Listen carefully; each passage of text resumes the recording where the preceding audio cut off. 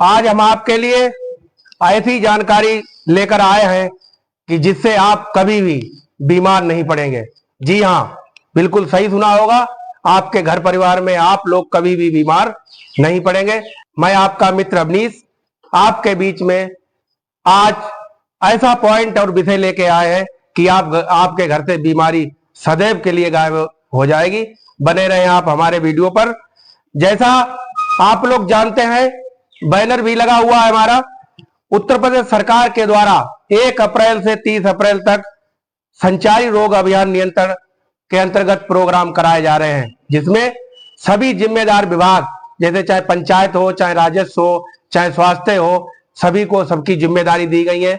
जैसे पंचायत विभाग आपके गांव की नाली और सड़कों की जो गंदगी है उसको प्रयास करेगा कि आप लोग के सहयोग से दूर हो।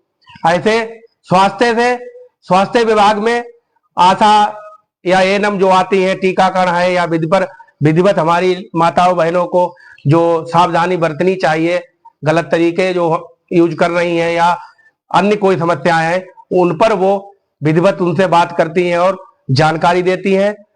और इसी क्रम में आंगनबाड़ी आप सब लोग जो है जानते हैं, बाल विकास पुष्टाहार, तो वहां पे छोटे बच्चों को साफ सफाई लेकर वहां पर भी समझाया जाता है। और विद्यालय आप जहां बच्चे आपके पढ़ रहे हैं उनकी भी ड्यूटी इसमें प्रतिभाग करने के लिए कहा गया है। वो भी लोग प्रभात फेरी या इस टाइप की जागरूकता, संचारी रोग आप लोगों के घर में ना फैले, आप में रोग ना रहे, इसकी वो समय समय पर वो भी लोग रैली निकालते रहते हैं।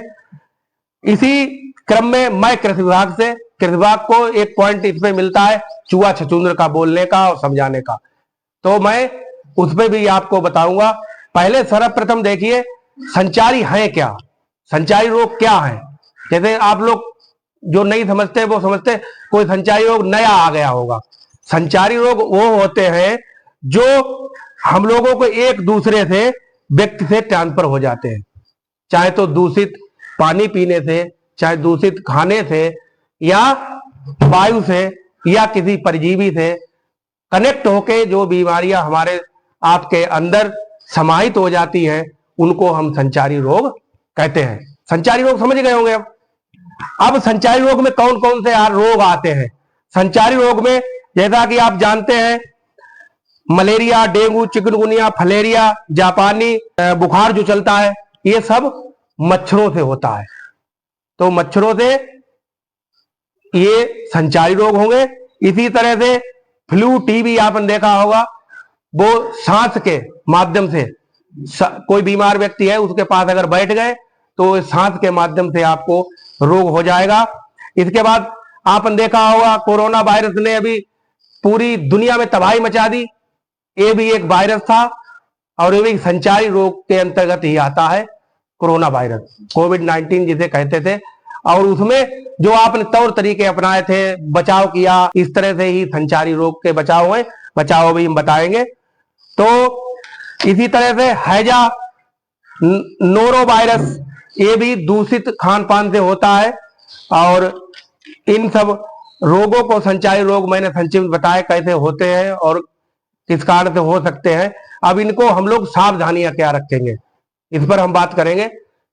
सावधानियों में नियमित जिसको आवश्यकता हो वो टीकाकरण कराता रहे, मच्छर ना काटे आपको किसी भी स्तर पर, इसकी आप पूर्णतः जिम्मेदारी के साथ निर्वहन करें।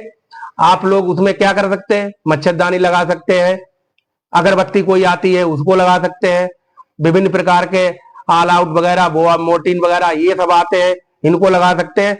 और दूसरा सबसे जरूरी और अच्छा पॉइंट है, मच्छर ना रहे, गंदा पानी कहीं आपके दरवाजे, फ्रिज में, कूलर में कहीं एकत्रित ना हो, जिससे आपके घर पे मच्छर पनपे या मच्छर रहे।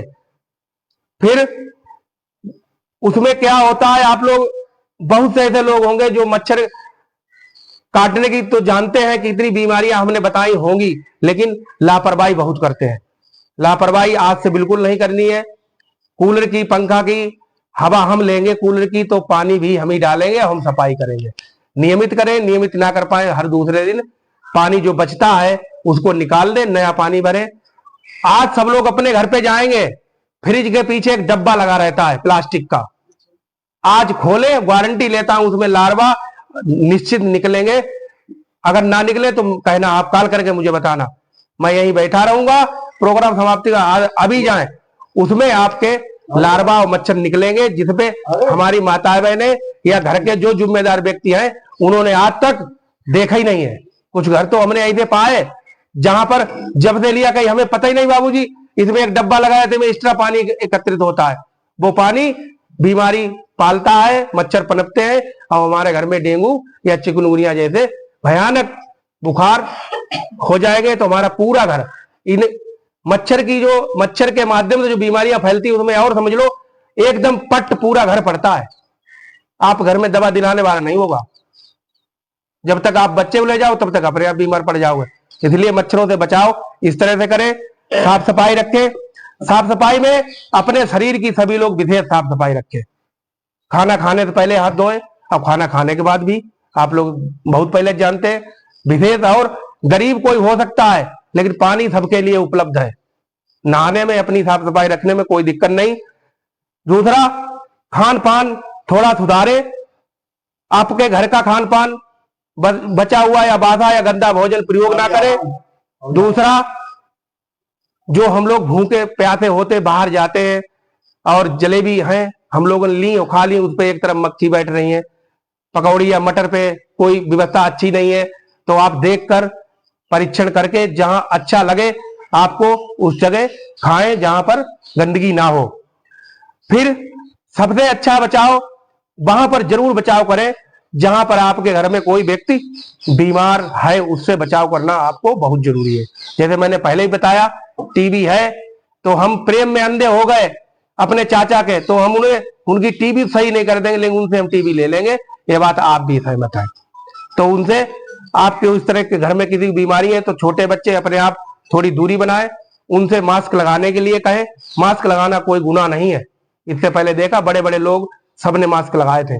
तो आप घर में किसी को बुखार या सांस वाली बीमारियां हैं तो अपने घर में मास्क लगवा कर रहे। इनसे थोड़ा जिस तरह से बचाव हो सकता है बचाव करें। मैं उसे छोड़ने के लिए नहीं कह रहा हूं बिल्कुल छोड़ दो, लेकिन बचाव इस तरह से करें। तो ये सब छोटी छोटी बातें अगर आप लोग संचारी, आज क्लियर हो गया होगा कि संचारी रोग क्या है, संचारी क्या बला है।